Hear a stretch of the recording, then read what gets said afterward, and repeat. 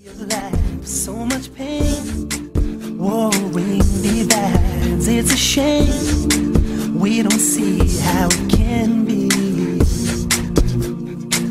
Oh, we need to smile at each other, wish for your brother, help one another. All we need is love. Oh, we need to honor. Assalamu alaikum. Welcome to the Y Factor. Help will come from above, but first we need the love.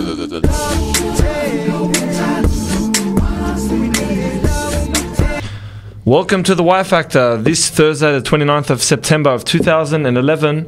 If you heard that first voice initially to start off the program, it wasn't the usual cunning Jamal Rathborn. It was our special guest who's going to co-host the show with me today. His name is Nasser Alkhateeb. Assalamu alaikum, Nasser, and welcome to the Y Factor. Alaikum salam. Thank you for having me. Pleasure to be here. Tell us a little bit about yourself. Well, my name is Nasser, as you've mentioned before. So it's not NASA as in NASA space station, or Nasser? Well, I say like the space station to non-Arabs. Oh, okay. So they know how to pronounce it, because I don't like the name Nelson. I get Mohamed. Yeah, well, your name is Mohamed, so people know it. That's just the Aussie lingo with it. It's like Mohamed instead of Mohamed. Like, it's not that hard to say. Anyway. Still the same name. Yeah, but I used to know this geek in school, in high school. His name was Nelson, so I always think of him when people say, oh, Nelson? No, Nelson. NASA, not Nelson. Exactly. I work at another radio station, a sister radio station in the city of Sydney. And I do a number of other things, multimedia projects, freelance design, photography, IT training, and I'm also applying to do my PhD at University of Western Sydney soon, inshallah. MashaAllah. What's the PhD in? It's about photography and videography in the Middle East. Wow. Very multi-dimensional individual. Alhamdulillah. And you have a lot of hobbies, I see. One of those is photography as well? Yeah, of course, definitely. He's got a camera here in the studio. You guys can't see it, but I can, so I'm a witness to that. And it's not your usual camera as well, is it? It's an older camera. It's not a digital camera, so it still works with film. It has 22 shots per film, so I've got to be very careful with it. Because, with a digital camera, you can take 1,000 pictures and delete them. That's right. With a film camera, it's just those 22.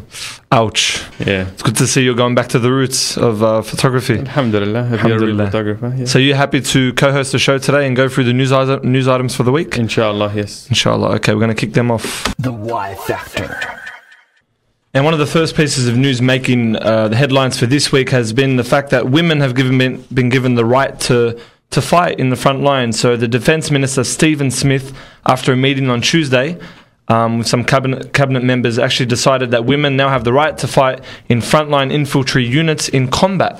Are you surprised at all by this, Nasser? No, it's been happening in a number of other countries. So Australia is not the first to do this sort of thing. That's right. Yeah. And there's 8,000 women that currently serve in Australia's Defence Force at the moment.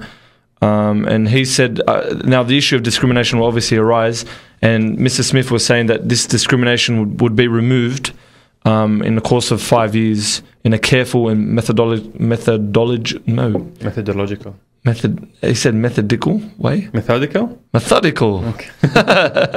Methodical way were his exact terms. And that, as you said, Australia will be the fourth nation that will remove restrictions on women in the front line, following Canada, New Zealand, and Israel. And we were aware that Israel has, many female army personnel in the front line, so it's not a surprise there.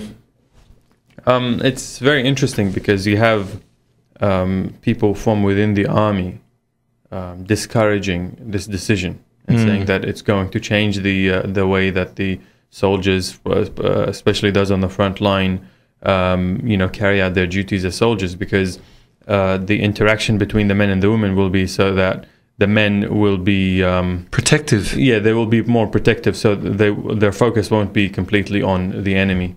I think also from an Islamic perspective,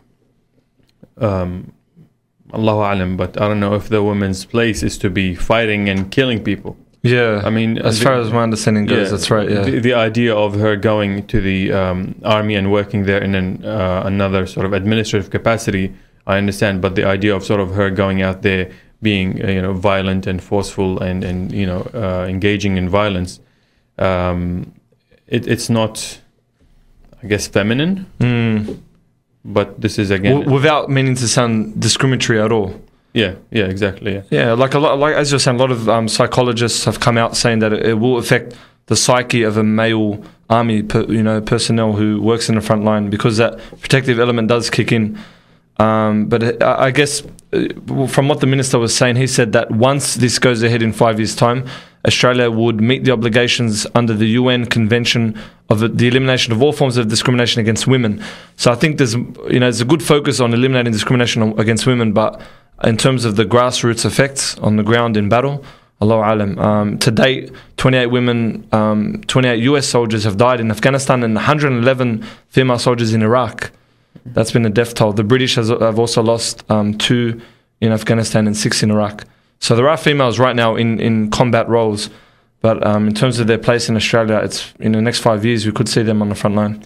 In the US, there is a large number of reported rape and sexual assault cases within the army. Mostly men against women. Of course, there's some men against men as well. But I mean, there is also that factor, that we can't ignore. That once the woman goes into the army with thousands of other guys, it may be ugly. It may be that we don't want to acknowledge it, but it does happen. And putting women in that sort of position of vulnerability would not be the best choice of action to take. Very fair point. The Y Factor. Yeah, when you're ready. All right. So on our next news segment here, on Monday, the Pharmacy Guild of Australia, which represents 94% of Australia's 5,200 pharmacies, had struck a deal with Blackmores to recommend some of its dietary supplements when patients pick up common prescriptions. Blackmore's chief executive Christine Holgate described the arrangement as delivering the Coke with fries, and I'm guessing it's Coca-Cola, not the drug. We'd like to think so. Well, inshallah. With prescription medicines to generate new and important revenue for community pharmacies. Yeah, and as a reaction, a lot of community groups are outraged at the fact that they're coining this as putting professionalism aside in the name of profit, because this is essentially a commercial deal. And so basically, these chemists right around New South Wales, is it New South Wales or Australia? It's Australia. Australia-wide. So they're going to be selling supplements to customers for prescriptions. We're talking about antibiotics, blood pressure drugs, cholesterol medicine, proton pump inhibitors. I don't know what that is, but it sounds complex. And yeah, they're going to be recommending Blackmore products as their number one priority. In the health issue, I think it would be a bad idea to practice or follow practices similar to the US's sort of commercialization of health. Because in the US, as many of us have heard and seen in documentaries and other news segments, that it's become so bad that you're basically a non-human if you don't have health insurance. Wow. So if you have a failing kidney and you don't have insurance, you're left to die. Wow. Yeah, I mean, there's, I think, a documentary by Michael Moore as well that goes very deeply into it, and it's very shocking that a country like the United States would be in a position like that. And this may be one step closer towards that sort of dystopia of healthcare. What we have to listen to, of course, is our doctors. So we have doctors and consumer advocates condemning the move as unethical. Many of them said that it would confuse patients and put them at a higher risk of adverse drug reactions and interactions. So again, another thing here is that these drugs, especially if they're given alongside or recommended alongside their drugs by their pharmacist, the patient would have complete trust in the pharmacist. And so they would think this is good for me. But, some of these drugs are not tested properly. They just sort of push down to the market so that they can get as much profit as possible. That's right. And, of course, it'll destroy people's lives just so some guy up top can make an extra million. That's a very good point. And I think the doctors have also emphasized the point of an individual diagnosis case-by-case scenario. That should be the case whenever prescribing drugs or medicine to patients. Because, as you said, the trust and the onus falls on the the prescribers of this medicine, because the patients put their full trust in these chemists to give them the right drugs. But if there's going to be some strings attached in terms of making a profit, this could affect some, there could be some incidents of adverse reactions from particular types of people taking medicine. Yeah. And even legally as well, it might not be something that Blackmores can do. The CEO, for example, of the Association of Professional Engineers, Scientists and Managers of Australia, whose name is Chris Walden, he said that under Australia's Health Professions Registration Act, pharmacy owners could not direct employee pharmacists to engage in unprofessional conduct, which could include pressuring the public to buy vitamins they may not need. And this is exactly the case. So I don't know if it's going to be actually practiced in Australia or not. Because there's a mammoth of issues in terms of that news item. We'll head to the next news item. The Y Factor. Next, on to some new Facebook news, and the latest is that Mark Zuckerberg, the chief executive of Facebook, has released, and as you're all aware, if you do have a Facebook, the latest, online design of, people's profiles, the timeline chart on your homepage. All these changes have been released last week. But some groups are unhappy. Some private watchdogs are saying that we need to look more into these new features because they could be pressuring Facebook users to reveal more personal information about themselves than they're comfortable with online. There are two, I guess, streams of benefit and harm that I can see from this. The first one is, of course, database engineers want to develop a way of, archiving everything in the human life so that anywhere from, for example, Google Earth to finding out what, a drawer in your house back in, Britain or something has. And that's what they're always looking for. And so Facebook is trying to do that, is to give you complete exposure and access to your life and other people's lives. But in another potential harm is that they have control over you now because they know exactly where you're going to be. They know exactly what you want. And this control can be misused. They can be misused, especially for a commercial entity like Facebook, which makes its money from selling ads. That's right. And so advertisement companies will know exactly what you like, and they'll bombard you with ads, that you may not want. I mean, at the end of the day, you're browsing Facebook to communicate with people, to find out information, not to have some hundreds of thousands of advertisement companies chasing you for your dollar. I think it opens the floodgates to the issue of cyber safety, which a lot of us tend to overlook when it comes to Facebook. There are a lot of, as you said, pros and cons, but I think we need to be very, very cautious and prudent with the way you interact online. And speaking of Facebook, we actually set up a new Facebook group page. It's called the Y Factor 87.6 FM. So type that in the search box, and hopefully it will come up. We actually have to add you to the group. It's a lot more interactive than our fan page, because fan pages people just like and then don't go back. But the group page, you actually receive notifications when we do update the page with the latest news and current affairs from local and around the globe. So that's a lot more interactive. Check out our new Facebook site. The Y Factor. So our next news segment is about gambling and the problems of gambling. So it says here the two dominant footy codes, usually at war with each other for dominance, have now put aside their differences to protest against independent MP Andrew Wilkie's pokies reform. So the two codes are meeting today to hatch out a plan to run anti-pokies reform television advertisement during grand final week. The main concerns for footy clubs are the huge amounts of revenue that come from club-owned poker machines. That's quite expected. I mean, most footy clubs, you've got your NRL and AFL clubs, a lot of their revenue is raised from, footy local RSL clubs in the community. And the statistics are pretty frightening, Nasser. You'd be very surprised. It costs Australians on average $4.3 billion a year, and an astounding $45,100 each for problem gamblers. And if you're earning, that's a significant portion of the average salary in this country.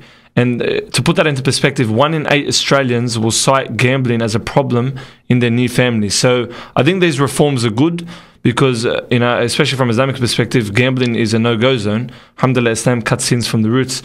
But there's a lot of consequences from gambling. Aside from the financial aspect, there's also the psychological effect of depression, stress, and anxiety on the individual and their family. So I encourage these reforms. I think this is a problem amongst Muslims as well. I mean, even though Islamically it's a no-go zone, still we have a lot of Muslims who have problems with gambling, who spend a lot of money and basically destroy their lives and their families' lives. The Y Factor.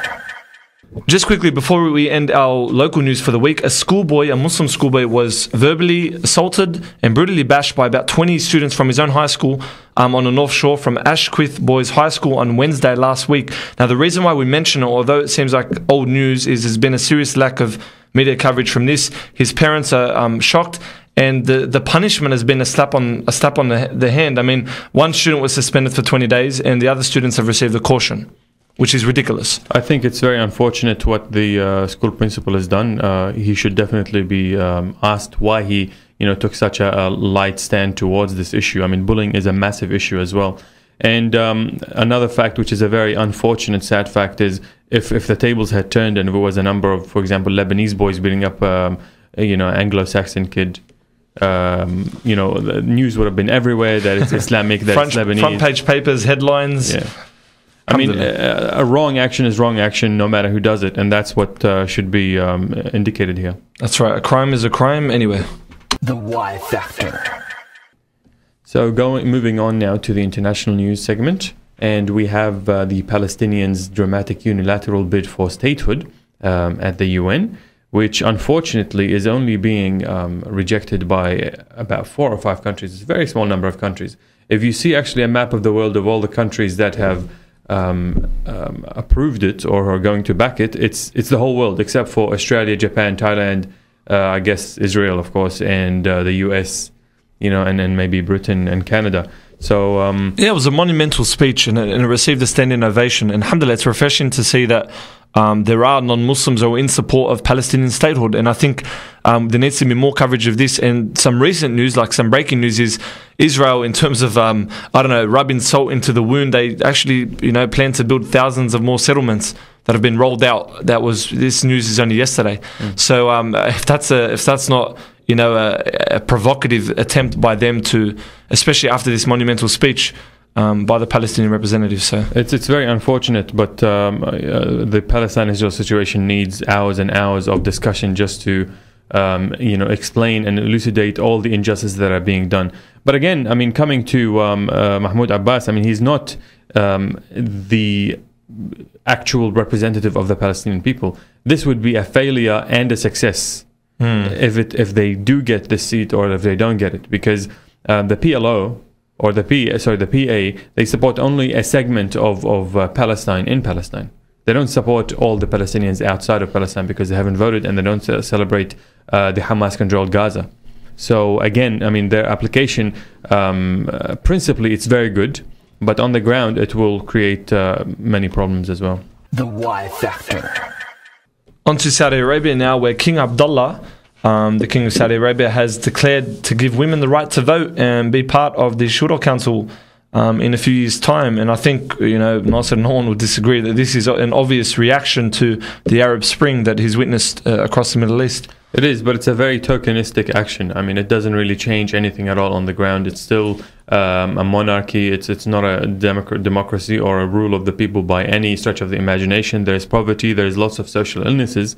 So this would actually just be enough to shut some people up. Many people in Saudi are just not happy, and they see right through it, because the new youth culture in Saudi Arabia is quite politically insightful, and they understand that, and they're still pushing for other rights. For example, on the same day that he mentioned allowing women to vote in Saudi Arabia, a woman is going to be lashed 10 times for driving in public. So it's unfortunate. There could be a minister of transportation who's a woman who can't drive. So it's massively disappointing. The Y Factor. And on to some good news to end our news segment for the week. In the United States, our brothers and sisters in New York have finally been given the Ground Zero Mosque. It's open. So the once controversial Islamic Center has opened in Lower Manhattan to no demonstrations, no protesters. The only words of regret was from the developer, and I quote, for saying that he did not consult with September 11 survivors during its planning. And I think Nasser, the initial backlash of the mosque being built was obviously during the planning stages. It was actually after the planning stages. In the beginning, they had a survey asking New Yorkers if they minded a mosque being there, and there was a majority saying that they don't mind a mosque being there because New York was about tolerance of other cultures and religions. It was only during a number of months that a sustained campaign of Islamophobia and fear-mongering that gathered all these thousands of people in the name of fear, not really in the name of hating Islam. Most of these people don't understand what Islam or who Muslims are. So alhamdulillah, it's a very positive step, and we hope and wish that this mosque and the Islamic Cultural Center it's placed in is going to be a source of good and positivity in that country. Inshallah. And before we wrap up today's news segment, Nasser has some interesting information to share with us. Yeah, this came over Twitter, which is much better than Facebook because it doesn't take your information. Andrew Bolt has lost an action brought in the federal court in which the columnist was accused of breaching the Racial Discrimination Act under Section 18C of the Racial Discrimination Act, where 9 Aboriginal applicants brought a class action case against Bolt and the Herald Sun and the Weekly Times, claiming Bolt wrote they sought professional advantage from the color of their skin. It's good to see there's some transparency for these social commentators and journalists out there who are talking about sensitive topics and voicing their opinions. So we'd like to bid you farewell, Nasser, for coming on the program. You've did a fantastic job in some very insightful comments. Thank you very much, and thank you for having me. So we're talking men's health this week. We're talking steroids, gym junkies, protein, and pumping some iron. So for all our males out there who are considering of joining their nearest gym, stay tuned for the segment coming. And as always, with our guests on the show, Nasser, we allow them to take it on the break. So please do us the honor. All right, so when you're not doing anything at home and you're bored and you have internet connection, listen to the Y Factor, or otherwise tune in to 87.6 FM on your radio. No, you can't take it with you when you go. Oh no, you can't take it with you when you go. Can't understand why you keep holding on. Just cause you can't take it with you. No, you can't take it with you. Yes, you can't take it with you when you go. Oh, when you go, I see you pride yourself in your new car, chatting on your compact Nokia, and you love your expensive clothes, but you can't take it with you when you go. When you go, no, you can't take it with you when you go. Oh no, you can't take it with you when you go. Ain't no. Welcome back from the break, guys. Jamal's decided to come to the work today, finally. How's it going, guys? Welcome back, Jamal. Nice to be back. Alhamdulillah, it's good to hear. We've got a very, every week we say special guest. What are we going to call this guest? Well, that's because we always bring on awesome people, man. That's right. So exclusive on the Y Factor. But this week's really, really special. It's all about men's health, aren't we? What are we talking about? Men's health. That means we're going to be talking about, why steroids are awesome and or not awesome, and how to get a six-pack and all that sort of stuff. I'm not exactly sure. It's going to be talking protein shakes, pumping iron, all the health factors, the benefits, the detriments, you name it. Getting fit, getting rid of that, like you said, that Lebanese pack and into a six-pack. The tomb gut and the marriage gut as well. Yeah, the chicken gut's all right. I'm happy with the chicken gut as long as I get some chicken. Anyway, this week we have Amir Fazeli. Now, Amir Fazeli is the owner and operator of his own athletics gym called Adonos Athletics. Now, Amir is highly accredited and qualified in his field of expertise, which is sports science. And without a word of a lie, I have a list in front of me with about 12 of his current qualifications that Amir holds. And I'm not going to go through all of these because we'll need to break it up into quarters and might as well devote the entire episode to Amir's qualifications. But that's not what we're here for. Nonetheless, I will go through some of his qualifications, and they are: he has a Bachelor of Applied Science in Exercise and Sports Science and a Masters of Sports Performance. He is a Level 1 sports trainer and a Level 1 coach. He is a full member of ESSA as an exercise scientist and an exercise physiologist. He has Certificate 4 in massage. He has a coaching certificate in rugby union. He has a thumb boxercise Level 1 instructor certificate. He's also enlisted in the Australian Defence Force. And now he's even writing for UFC magazine. That's right. That? Amir Fazeli, welcome to the program. Thank you, guys. Pleasure to be here. Nice to have you on board. So, from your abundant amount of experience, tell us, physical activity, should it be on males' minds? Should it be something that males should be thinking about? Physical activity is without a doubt something that not just male, every person, every human being on this planet should have on their mind.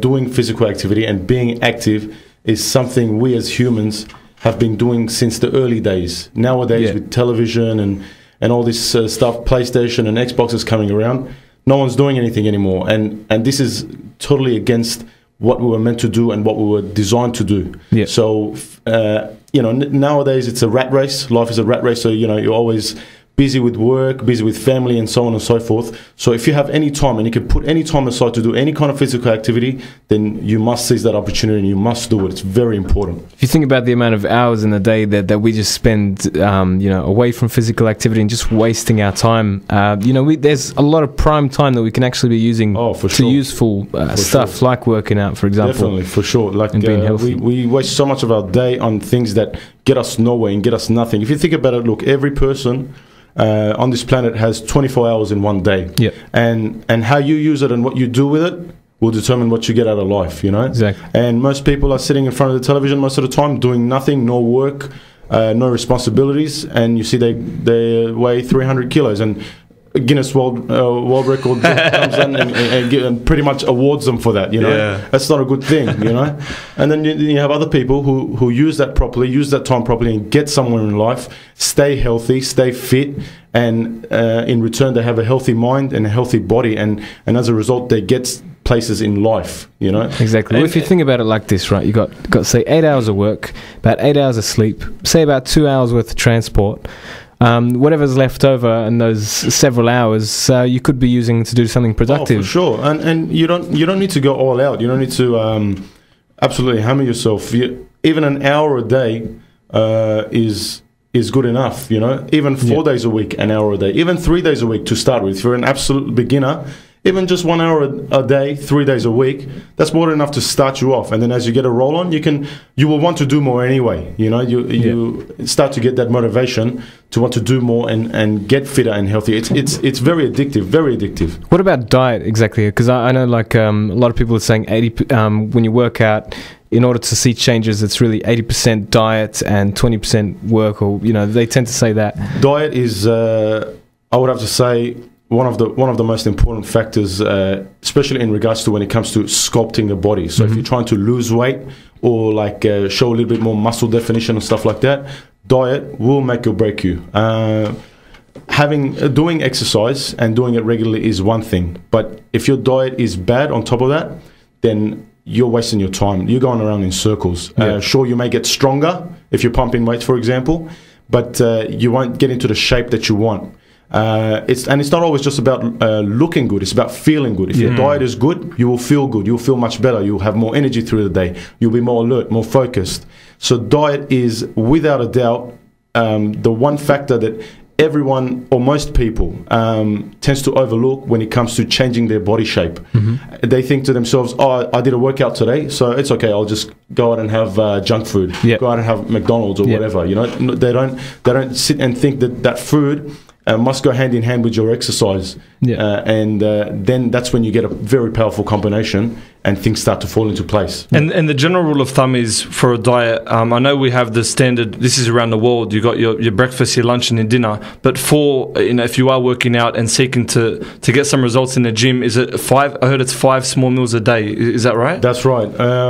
When you're trying to work out and basically get in shape, what you want to do is have smaller meals, but you have more meals through the day. So generally we say every 2.5 to 3 hours you want to be eating. And so what that means is you're not eating as much in every meal because you won't need to, because you're going to be eating in the next 2.5 to 3 hours anyway. So you don't need to stuff yourself. That's right. And so what happens is you start when you do that, you start to regulate some of the hormones in your body to be active, and as a result you increase your metabolism, even just through that eating. Wow. That's got nothing to do with exercise. Even if you were to not exercise and eat like that, eat healthy, but every 2.5 to 3 hours with the right portions of food and the right ingredients in that food, then you will increase your metabolism. You will lose weight just through that. That's why I say. So it's all about the diet. That's right. That's why I say diet is so important. It must go hand in hand with your exercise. You can't do just one or the other. Yep. To get the maximum 100% benefit, you have to do both of them at the same time. So you should really sort of graze throughout the day then. Exactly. And the one thing I want to add to that is people are under this misconception that you must starve yourself to lose weight. Yep. That's actually very bad. Starving yourself teaches your body over time to hold on to fat. Because it thinks it's gone through a starvation period. And the natural instincts kick in, That's right. right? It goes back to how we used to be, like thousands of years ago, how we used to live. So the body will hold on to fat because it thinks it's not going to have any more fuel to use within the next God knows how long, days, weeks, months. So it'll start to hold on to fat. When you have a regular intake of food, then your body will understand that, okay, there's a constant supply of energy, so I don't need to hold on to fat, because fat is our long-term energy source. Humans can store almost an unlimited amount of fat, but only a very limited amount of carbohydrates and glycogen. So when you starve yourself, thinking that that's the right way to lose weight, you will actually in the long term put on fat. You lose muscle, but you put on fat. That's the exact opposite of what you want. Yes. Muscle is you want to hold on to muscle as much as you want, as much as you can. That's a widespread misconception. Yeah. Well, what about on the other side of the spectrum, where you've got a lot of the guys who are trying to bulk up, and then they just keep eating and eating and eating. That is. They become fat while they're also bulking up. That's right. They're doing it the wrong time. way. Certain guys, look, I've trained a few athletes who have come to me, and whatever they've tried doesn't work. They just cannot put on weight. For those guys, there's a little bit of a give. They can stuff themselves a little bit more. But those are very extreme cases. For the most part, people who are trying to put on weight must still eat good. Yep. They can't go out and jam Maccas down their throat and Krispy Kreme and all that. I mean, that actually reminds me. I heard about a week ago there was at the baseball games in America. They were selling this burger. The buns are Krispy Kreme. Oh my God! It's a Krispy Kreme donut cut in half, and it's used as the buns of the burger. Disgusting. And it's got like 3 layers of cheese, like 3-4 patties. Expect that from the States. Yeah. This is the way they eat over there, and that's what they look like. What they do. It's the Hummer supersized.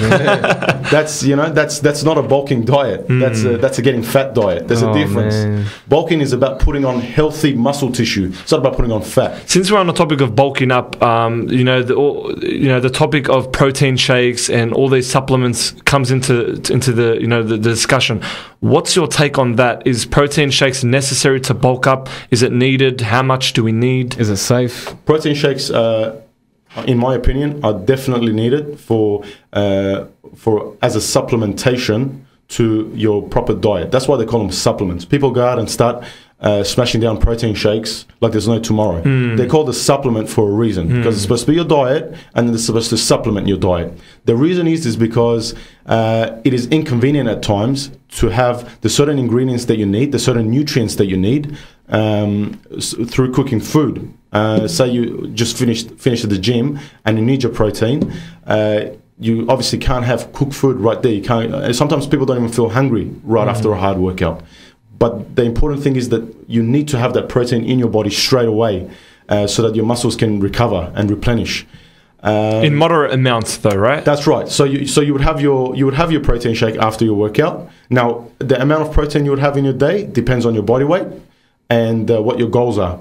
But generally speaking, after your workout, you do need your protein shake. In the morning when you wake up, you need your protein shake or some kind of a protein, because you've just gone 8 hours without any food because you've been sleeping. Before bed, you need some kind of a protein intake because you're going to go another 8 hours without any food. So protein and stuff like that is very important. However, there's one thing that people don't realize is that a lot of the protein products out there, protein powders, they've got a lot of fillers in them, a lot of junk. A lot of sugar. That's right, a lot of sugar. It could be other stuff as well that the companies put in there just as fillers, just to fill it up and use basically cutting agents that don't do anything. And they can sell more of the product with less actual protein getting used in it. And another thing is Australian products, Australian-made protein powder is far superior to American-made protein powder, because in Australia and New Zealand we have superior cattle production. Our cows and our sheep are made the best in the world. So take that, USA. So obviously for the people out there who know, protein powders are made from the process of cheese making. Yeah, it's a byproduct of the cheese making process. So that means it's from the dairy factories. It comes from the milk of the. That's right. So in essence, it comes from dairy. Yeah. So because we have the best dairy in the world, it's best to have protein powder sourced from Aussie companies, for generally speaking. Me personally, I don't use any brands out there. I don't use any of the brands out there. I get a hold of pure protein powders that I get through friends of mine, suppliers and stuff like that. And that's the ones that all legitimate suppliers, right? All right, nothing underneath the barbell. No. Speaking of, underneath the table. Yeah. Well, we see pictures of like Arnold Schwarzenegger and Sylvester Stallone, guys who back in the day they used steroids because it was the big thing, before all the problems came about. Yeah. Boys still use it today. How can you sort of tell them the dangers about that, or what advice would you give to guys who would even consider taking something as dangerous as steroids? Look, steroids, me personally, I don't agree with their use. To me, the people that, I know heaps of people that use them. I deal a lot with athletes, and especially in the athletic world, as abundant use of steroids. But even outside of athletics, people, just the general person that you see working out at any gym, around the corner, for the most part, they're using steroids. Like nowadays, it's becoming more and more prevalent. Like a lot of people are using steroids. I thought it was actually pulling back, and less people were using it. No. Nowadays, steroids are very widely used. Isn't that linked to people wanting quick results? That's exactly what it is. People are. I don't know what it is. If they're afraid of the hard work, it's just their ego kicks in and say, I want to get really big, really strong, really fast. I don't know what it is. But in my opinion, steroids are a waste of time. You're putting your health at risk. You are basically throwing your money away because, once you stop the steroids, you're going to shrink back anyway to what you were. So you're going to have to keep using it forever. How long are you going to keep it up for? That's the question you're going to ask yourself. And it also ruins your body as well at the same time. That's right. Pushes up your estrogen levels. Exactly. If not done right, if not done under the supervision of a doctor. Look, they use steroids like in hospitals and stuff like that for HIV patients and stuff like that. There are some uses for them like that, but they're done under supervision through doctors, and they can regulate the hormones that are getting created and pushed out of balance. So they push them back into balance. For the average person off the street, they don't know how to do that. And so they end up doing more damage, and they have to suffer for it at the end. Yeah. They may have to do some sorts of surgery. They have to spend extra money on further supplementations to help regulate the testosterone levels again. So in the long term, I believe it's not worth it. It's just simply not worth it. I know some guys take growth hormones instead of the dangers with growth hormone is even more. It's higher. Growth hormones are highly very, very strong hormone. People misuse it, and they end up enlarging the organs inside their body. Wow. So their livers, their kidneys actually get bigger. Over time, their hands and their jaw gets bigger. And it's because they just use too much. Growth hormones very, very powerful, more powerful than testosterone. And even more powerful than that is insulin. Insulin is some people use it as well. They get their hands on it because, like I said, nowadays everyone's starting to become more knowledgeable about, or they think more knowledgeable about steroids. They're learning about the different types. Insulin people use as well because it's a very potent energy booster. No, it's just simply a hormone. It's a very potent anabolic hormone within the body. And what they're doing is some people are injecting too much, and they're stuffing up their pancreas. This GH does that as well, growth hormone. And also, some people can die if you spike your insulin levels too high. You can actually die. So we can conclude that just stay clear of all these, unnatural stuff. Stay away from the unnatural stuff. If you have a little bit of guts, like they say, no guts, no glory. And if you have a well-designed program and you have the motivation to do the work, believe me, brothers, you will get the results. Exactly. You will get the results. There's no other way about it. The human body has more than enough hormones in it to get to where you want to get to. Exactly. There's no need to cut any corners or do anything like that, because it's going to come back to bite you very hard. Exactly. So be a man and put in the effort, basically. That's it. Well, Amir, we're going to throw you in the deep end now. We're going to throw a statement at you and see what your response is. So the statement is, rest and recovery deserves its due time. Now, would you agree or disagree? Rest and recovery are extremely important in gaining size, gaining strength, anything to do with any kind of training, even with just like fitness work and stuff like that. We always say rest harder than you work, because it's in the rest time that your body actually recovers. During training, you're actually weaker. At the end of your training, you're actually weaker than before you started training. Mm-hmm. Your body's in a weaker state. It's in your rest time that your body now tries to recover and super compensate for what it was beforehand. So if you rest and recover properly, then you're going to come back twice as strong, 3 times as strong, 4 times as strong. Depends how good the quality of your recovery was. And actually, I'll talk about recovery techniques in this month's UFC magazine on page 117.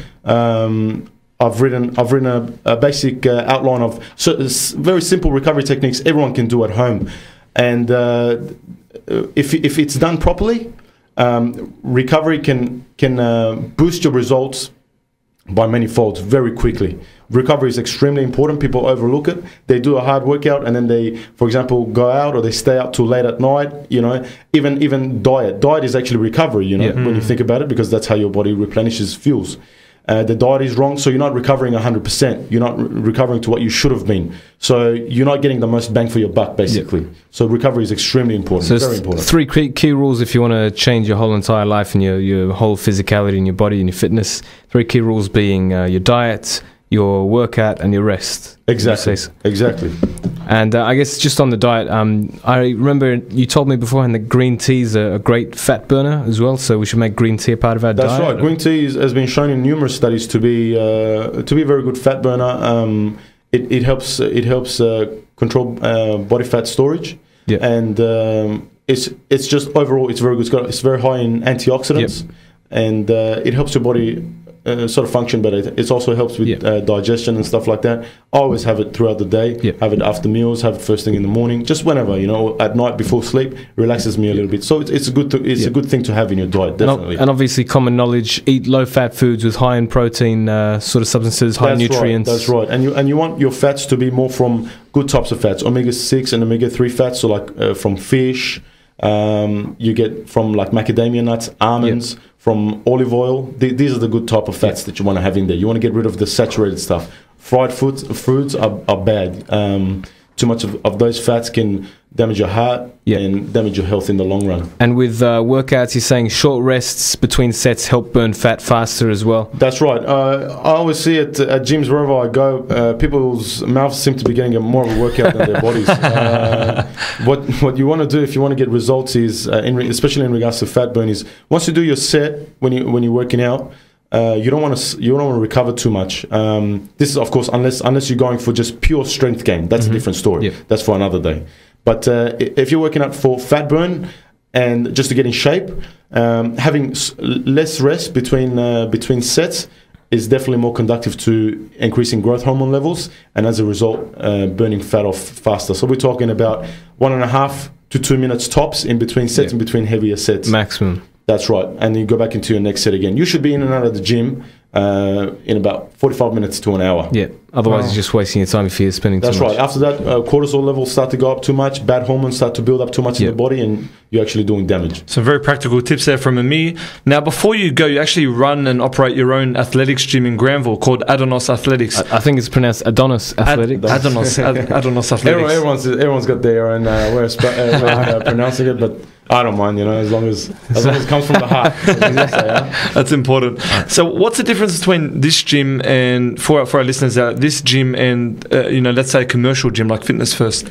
The primary reason why I started the gym was because I always wanted to train athletes, and I noticed that there were no purely athletic gyms out there that had the facilities to be able to train athletes. An athlete needs to train in an environment that's conducive to athleticism. It's got to be hardcore. There's got to be no nonsense, no distractions, you know. No mirrors as well. No mirrors, that's right. You see no for the mirrors pretty on my gym. boys. That's Yeah, right. yeah. No pretty boys. no, at his gym. too much checking yourself out in the mirror. I think that's look at that bicep flex. Yeah. that's half the Muslim population away from that gym, man. No, some of the brothers work out hard.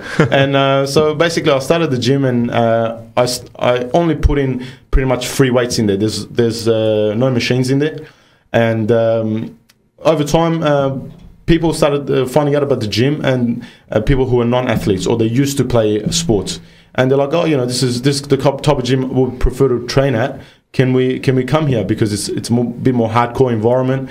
I'm always there. So even if you don't have a training partner, I'm always there. So when you come, I'll make sure that you can't muck around, that you're not bludging, and you're getting back into your next working set and you're doing the job. And also, what I also noticed was wrong with the other gyms is that people used to go to the gym, they don't know the owner, and the gym owner or whoever runs the gym doesn't really care about them. They just want their money. Lock them into that contract, and that's it, you know. And people away you go. We don't care what you do, and where you get or you don't get, any results you may get or not can be purely coincidental, you know. So now with people, when they come into my gym, I give them a program. Every person that comes, and I regularly update the program, and I'm regularly on top of them, making sure they're doing the work, so they end up getting the results. So I mix that in with giving them advice on diet, advice on how their training should be, and basically trying to change their mindset and educate them about how training should properly be done, how we should always stick to more free weight exercises rather than machines, because that's how we were meant to move as human beings. And it also transfers over to much better results at the end in the long term. So it's about getting strong, getting fit, just becoming generally athletic. That's what the gym is about. Yeah. All right, people, I'll give you an insight as to what it's like to actually walk inside Adonis Athletics gym. You walk in, there's 4 concrete, massive walls, high ceilings, and chalk messages everywhere. Things like blood is just red sweat. Don't think, just do. This is the lion's den. If you do not put in effort, you will be fed to the lions. Ouch. If it's to be, it's up to me. And the more you sweat in gym, the less you'll bleed in battle. Plus, some awesome, if you join up, some awesome daily messages you get from Amir will be things like, good news for the procrastinators. I went shopping yesterday. Talk was still cheap. Remember, if you are trying to lose weight, eat for what you are going to do, not what you have done. And my personal favorite 4, which actually happened today, which was a quote from Muhammad Ali, which said, I hated every minute of training, but I said, don't quit, suffer now, and live the rest of your life as a champion. I guess this is it's a stark contrast to, you know, commercial gyms, because it's actually real training. Yeah. It's like hardcore stuff, man. Yeah, and if this will give you a sense of perspective, there's a boat rope that goes to the ceiling, there's a truck tire, there's sledgehammers, there's a bobsled of weights, right. there's artificial grass. It's a warrior's gym. Stuff you won't find at a commercial gym, that's right. We should attend, Jamal, to shape up, shouldn't we? I think we need it. I'll give you a sample. And the first session is for free, right? For anyone who's interested? Of course, because people don't generally people don't know what it's about, what they're supposed to be expecting. So when they come the first time, it's on the house, and then if they like it and if they survive, then they can come back for There's more. also we should mention the disclaimer that there's a vomit, there's a puke list on the wall. Yeah, I think we might end up on that, Jamal. If we attend. I almost reached that list one time. All right, guys. So, Amir, where can they go? What website can they go to find out more about your gym? Well, the website is adonisathletics.com.au, or you can give me a call personally on 0431 691934. And if you're interested in coming down or you want some more information, I'll be happy to help you out. Happy to show you around the gym when you come down. You can also check out Adonis Athletics on Facebook as well. That's for right. more information. Right. Facebook page. And you can join up with the brothers there. It's a real community that they've got going on there. You guys go out for paintball and stuff as well. Yeah, every now and again we go out together. All the gym guys. We go out for eating. We got paintballing. We've been go karting. We've been rock climbing. Anything to do with health and fitness based. You know, we always go out and do things together because everyone really knows each other at the gym. It's not like they're like a family, sort of like a community, small community within the gym. If I can just say before you leave, I think we both admire the fact that you base a lot of your training on the philosophy of going back to our natural range of motion. Like you said, a lot of free weights. That's how we were designed to be. Because the gym and everything's becoming a lot more commercialized, and a lot more convenience is number one priority now. Yeah. But I like the fact that you base your training on that philosophy. Exactly. The fancy stuff is just there to sell you and look pretty. That's right, just to look pretty. So you walk into other commercial gyms, you just see fancy stuff. Whoa, that machine looks sophisticated. This must be the place for me. But you must realize that there's a certain way you're supposed to move. There's a certain way you're supposed to be as a human being, and that to do when you do that, you will get the results that you want. I think that makes sense. All right, cool. Well, thank you for coming on to the show. It's been a pleasure having you. And inshallah, pleasure, thank you for having me. Alhamdulillah, and inshallah we'll see you at the gym, eh? Inshallah. Thanks a lot, Amir. Take care of yourself. Thanks, boys. The Y Factor. Assalamu alaikum wa rahmatullahi wa barakatuh. This is brother Bona Mohamed calling in from Canada. Actually, I'm not calling him in the studio. And I'm here to promote and let you know about the Y Factor, an amazing radio station. If you're not listening to the Y Factor, you're probably not doing much, because this is the place to be. So, inshallah, hopefully you listen more, and hopefully we see you all listening, and we're not seeing you because it's radio, but you get the point. We love you. Assalamu alaikum wa rahmatullahi wa barakatuh. And to wrap up today's program, we have a very special event being organized. And when I say special, I mean really special. We have one of the event organizers, Moustafa Sanoussi, with us today. Assalamu alaikum, Moustafa, and welcome to the program. Walaikum assalam. It's a pleasure to be here. Now, you're part of an event called Sydney for Somalia. Yes. Now, we're aware of the situation in Somalia, and you have some brothers there on the ground. Can you tell us how bad it is now? Yes. Unfortunately, the condition over there is a lot worse than any picture that has been painted so far. So we all know that there's a famine over there at the moment. There's about 11 million people that are suffering and are at a risk of dying from starvation. SubhanAllah. And this includes, mostly women and children. And the brothers over there at the moment, they've had a good look. They've been there for about a week. And they said, as bad as you think it is, it's much worse. Not only is everyone suffering from malnutrition, they don't have access to, any medicine, hospital, anything like that. On top of that, the majority of people, so over 90%, have severe diarrhea. So not only they don't have the nutrition that they need to live, their body's getting worse and worse. So subhanAllah, it's situation critical at the moment. Allah subhanahu wa ta'ala give them protection in this difficult time. Inshallah. Now, in Australia, we're aware of this event, as I was saying, Sydney for Somalia. Can you tell us a little bit about the event? Yes, alhamdulillah, there is hope, because especially in the city of Sydney, a lot of different brothers and Muslims organizations have got together, and alhamdulillah, we've raised over $400,000 at the moment. Inshallah. And the brothers that are over there over at Somalia at the moment, they're distributing that around, and they want to begin a more long-term project. So alhamdulillah, the first group of brothers are there, and then we're having a fundraising dinner on October the 7th. It's a Friday at the Grand Royale at 7:30, and that is inshallah to raise more money with a target of $1 million. Then the second group of brothers, including myself, will be attending or flying to Somalia at the end of December. So we can see the work that the first group of brothers have done, and obviously continue a more long-term project.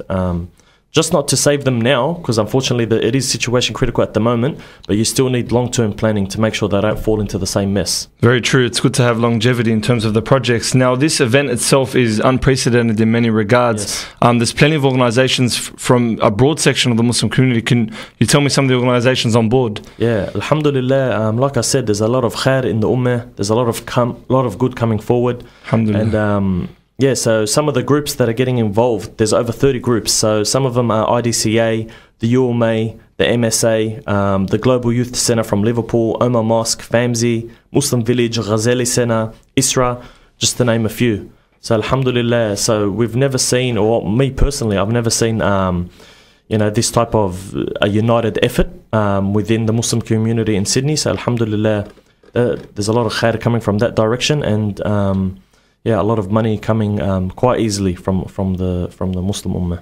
Alhamdulillah, it's good to see our brothers and sisters uniting for in a united front for our brothers and sisters in Somalia, because they definitely need it. Now, tickets were $50, weren't they, Mustafa? That's right. And they can purchase these tickets online and at various other venues. Where can they go to online to find out more information? So the website is sydneyforsomalia.com, and the 4 is a number 4 or a numerical 4. So sydneyforsomalia.com, and you'll find all the details there. Fantastic. And if you'd like to give them a call, you can call 0488 urgent, so 874368. We'll post all these details on our Facebook page in case you missed anything. Brother Mustafa, we commend you for your efforts, and inshallah, bismillah, this is a very successful event because our brothers and sisters in Somalia definitely need it. Allah subhanahu wa ta'ala reward you, and thank you for coming on the program today. Thank you very much. The Y Factor. You can actually create a vision of what your body will look like, and then you mold your body closer and closer to that vision, and actually you will turn this vision into reality. That was a little grab from the Arnold Schwarzenegger about the vision of sculpting your body. And after listening to the very honest and raw interview with Amir Fazeli, the exercise physiologist you just heard, I hope all our listeners, males and females, can just forget about the excuses and get active in whatever capacity and do it the right way, as Amir was saying. Now, Jamal's left me, he's abandoned me, so I've got to take care of events for the week. The first event is In Pursuit of Happiness, Prophetic Guidance Towards Wellbeing. It's organised by the Happiness for Wellness Foundation. It's this Saturday, October the 1st, from 7:30 till 10 p.m. at the LMA Community Centre, located at 71 Wanji Road, Lakemba. There will be 3 main speakers. They include Danny McCarty, Osman Coriola and Mustafa El-Gashinki, and it will commence at 7:30 for a 7:45 p.m. start.